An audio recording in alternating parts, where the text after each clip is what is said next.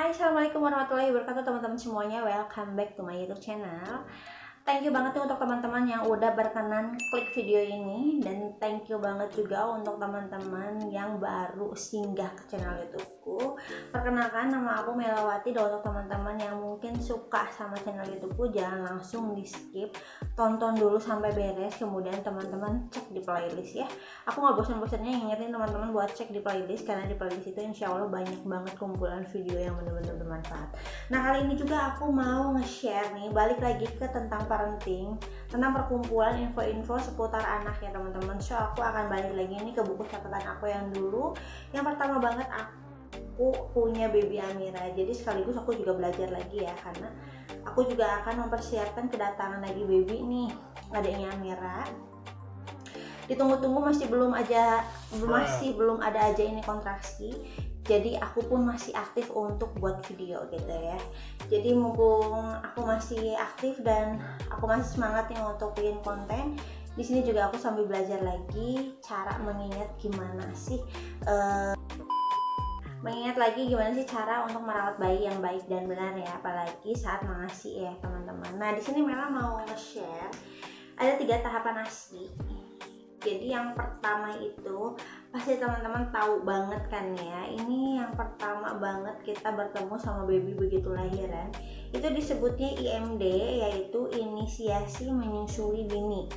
Jadi di sini itu apa sih inisiasi menyusui dini? Di sini itu artinya yaitu pelekatan bayi untuk mendapatkan ASI pertamanya ya, dalam kurun waktu 1 jam setelah dilahirkan. Nah, teman-teman yang mungkin udah pernah ngerasain namanya lahiran di anak pertama, itu begitu anaknya lahiran kan sama dokter ataupun sama susternya yang bantuin dokternya itu kan disenderin ya ke dada kita ya, ke bagian payudara kita itu, biar dia nyari putingnya ya, sorry ya. Jadi disitulah yang namanya IMD, inisiasi menyusui dini. Jadi nanti si bebenya nyari puting kita gitu teman-teman. Jadi disitulah yang namanya kolestrum. Nah, kolestrum itu biasanya si cairannya itu enggak kental ya, tapi agak cair gitu, dan warnanya juga agak bening gitu. Tapi teman-teman harus tahu juga kolostrum ASI pertama itu benar-benar sangat banyak manfaat dan khasiatnya untuk baby. Tahapan ASI pertama itu IMD.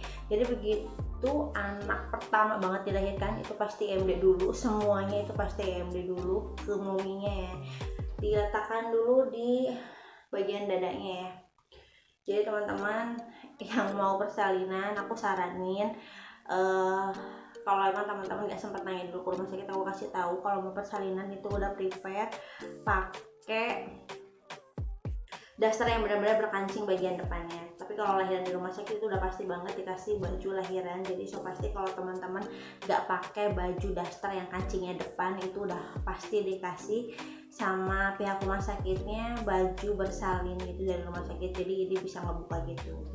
Tapi aku saranin teman-teman yang mau lahiran prepare rumah sakitnya langsung pakai baju yang berdaster. Kan kita juga nggak tahu ya, rencana lahiran di rumah sakit bisa jadi juga kan di bidan, jadi ininya si kancing depannya agak panjang aja biar nanti si babynya bisa IMD kita gitu ya.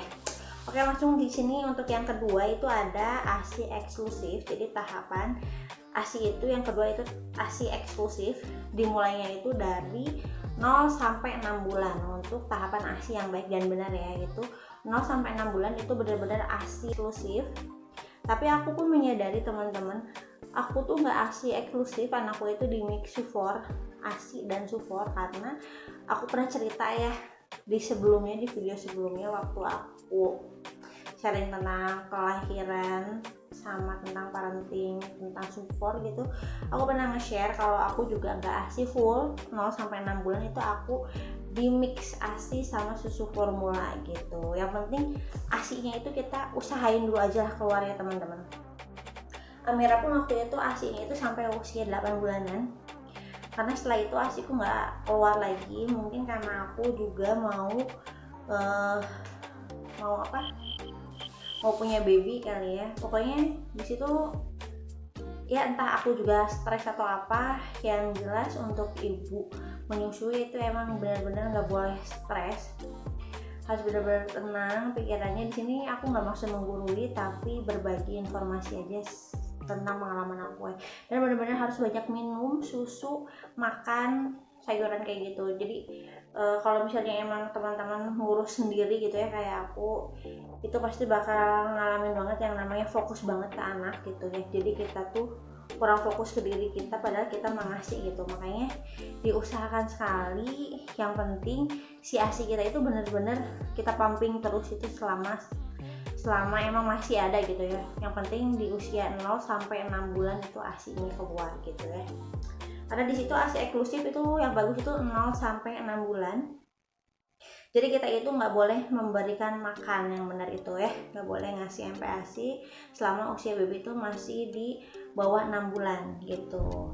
Tapi kalau misalnya ada yang disarankan mungkin sebelum 6 bulan udah dikasih MPASI, mungkin itu udah dikonsultasikan dengan dokter ya.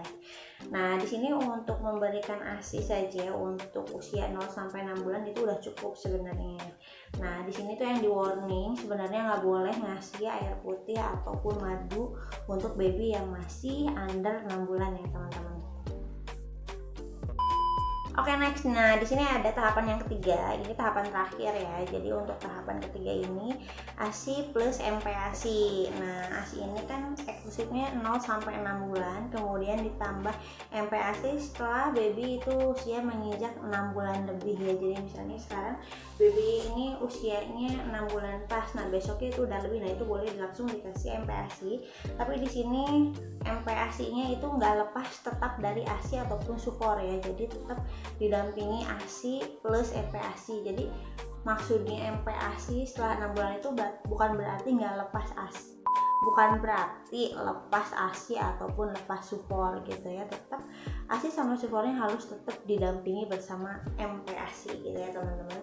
Nah, di sini untuk usia baby 6 sampai 24 bulan itu melanjutkan pemberian ASI, makanan pendamping ASI ya, sampai berusia 2 tahun pemberian ASI. 2 tahun berarti 24 bulan ya. Nah, di sini tahapannya itu 6 sampai 9 bulan. Itu makan pur-pur yang kayak gitu lah, pur-pur yang kayak gitu, kayak bubur tim tapi yang benar-benar lembek banget. Teman-teman nanti konsultasikan aja ke dokter atau ke bidan anak-anak mams. 6 sampai 9 bulan itu biasanya makan yang cair dulu, bubur-bubur cair, kemudian setelah beberapa bulan tahapan itu lalu mulai sedang, kemudian mulai mengental. Tapi awal-awal MPASI itu harus cair dulu biar apa? Biar ususnya itu nggak kaget gitu teman-teman ya, karena kan biasa minum ASI ya yang benar-benar cair, kemudian kita kasih MPASI langsung, itu jangan dulu yang kental, yang cair dulu gitu. Makanya kalau bisa bentuk pure-pure gitu aja lah ya, di blender. Kemudian biasanya sih aku disaring lagi yang benar-benar lembut banget dan cair gitu awal-awal. Tapi setelah beberapa tahapan minggu, bulan itu mulai agak konsisten tuh, sedang ke kental gitu ya teman-teman. Oke, untuk usia tahapan kemudian di 9 sampai 12 bulan alias 9 sampai 1 tahun itu mulai makanan-makanan cincang atau tim. Nah, nasinya itu agak gimana ya, agak berbentuk lah gitu ya, nggak di blender lagi. Jadi si baby udah mulai makanan-makanan tim gitu ataupun dicincang gitu ya teman-teman.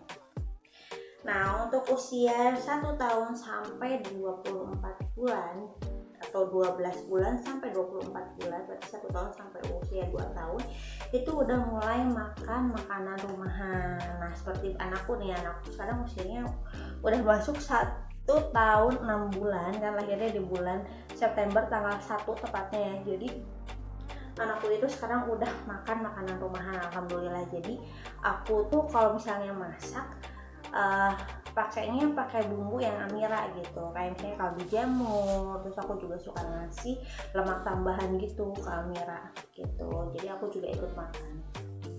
Oke nih teman-teman, itu dia ya untuk 3 tahapan ASI.